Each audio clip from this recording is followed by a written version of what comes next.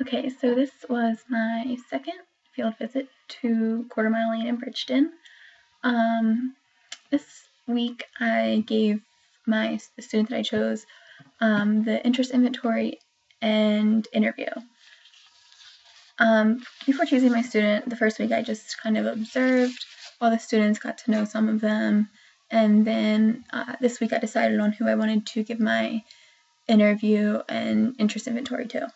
So I sat down with the student and talked to her a little bit just so she could kind of warm up to me. And then I gave her the interest inventory first, so she filled out that one. I had to read the questions to her. The first question was draw a picture of your favorite book, and she drew a house. So I asked her what her favorite book was about, and she said a house and a bus. She couldn't tell me the name of the book, though. The second question was, or it was a statement that said, I like to read, and then I had smiley faces, like a happy face, a middle of the road blank face, or a sad face for no. She circled the happy face, meaning that she likes to read. The third statement was, I like when my teacher reads books to the class, and it had the same options, the smiley face, the middle face, or the sad face. She circled the smiley face. The fourth one was, I like to read at, and she could either circle home, school, or both. She circled school. And then I asked her to draw a picture of her favorite school subject, and she drew a picture of what is science. And then that was during the morning when they were eating breakfast, and then later on in the day, I pulled her from Centers, and I gave her the interview.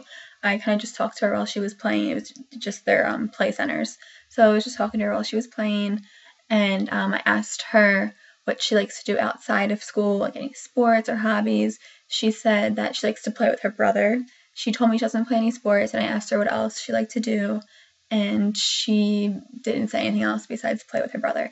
The student is also an ELL student, so she is a little shy and is because she's an ELL learner, she doesn't always like to talk because she's not sure if she's saying the right things.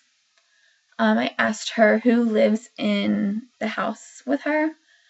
She said she lives with her mom, her brother, her dad, and her baby brother, and she doesn't have any pets. I asked her what her favorite thing about school was, and she said she likes to play centers, so I asked her what her favorite center was, and she said art.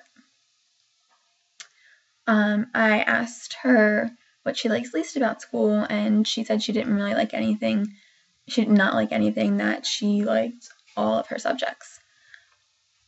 I also asked her what she liked to read about, and she said she likes to read about dinosaurs, and she doesn't like picture books. She prefers books with more words. I asked her how old she was. She told me she was 4, and I thought she was a little bit older than that, so I had asked the aide in the classroom, and the aide said she was 5.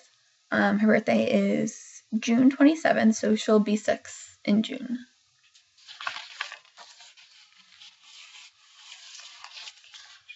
So, I gave an ELA to the same student. I'm staying away from the BRI because I'm in kindergarten, so the BRI would be too advanced. I just gave my student a basic alphabet knowledge assessment.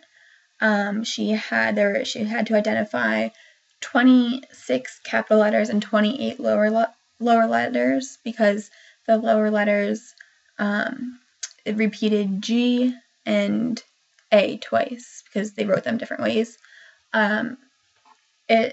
The student did fairly well with the capital letters.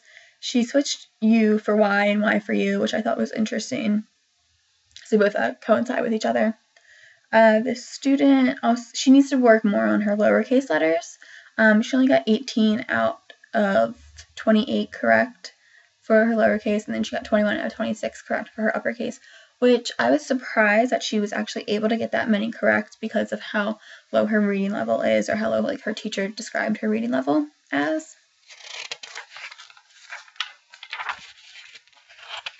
And then we also talked to our teacher about, we also talked to our cooperating teacher about assessments and the assessments that she uses to make instructional decisions. She started off by telling us the grades that she uses every day and how her daily grading system works. She said that she uses that there's each student gets 2 grades per subject. So math, science, history, and social studies for every 5 days that the subject is taught.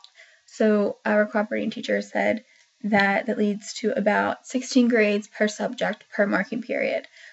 She uses the grading system Genesis, and she has to give the students a number between 1 and 100 to put into the computer. But then when she does when she sends out the progress report cards, the students get letters. So they have O for outstanding, G for good, S for satisfactory, N for needs improvement, and U for unsatisfactory.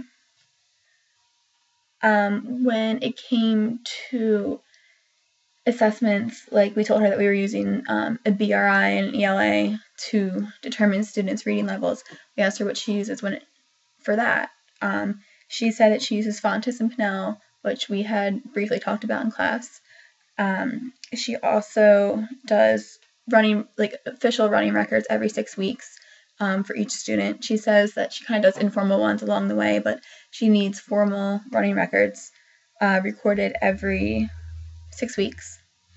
And I asked her what she kind of does for formative assessment, very informal observation, and she actually showed us this chart that she has with all of her students' names. It's like a grid, and each student has their own little box. She said she just records things and takes notes when she meets with the students in small groups during their literacy centers. She says she tracks their fluency, how well they're reading, how well they're not reading, how well they're recognizing words or letters, and other things like that.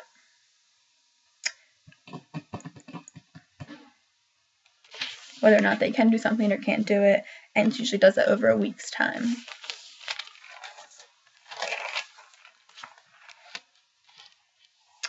Then she also got into how she assesses for their reading level. She said that all the students were assessed in January, and they were supposed to be in an A, on level A, which is the lowest level for their guided reading group. So they were supposed to be in level A in January. She said most of them were, only maybe 1 or 2 were. And by the end of the school year, they're supposed to be on letter E. And she said she'll be lucky if she even gets 1 or 2 to get to letter E, which is kind of disappointing because, you would hope that every student could do well. And then she said she had a decent amount of students who were below A level, which are non-readers.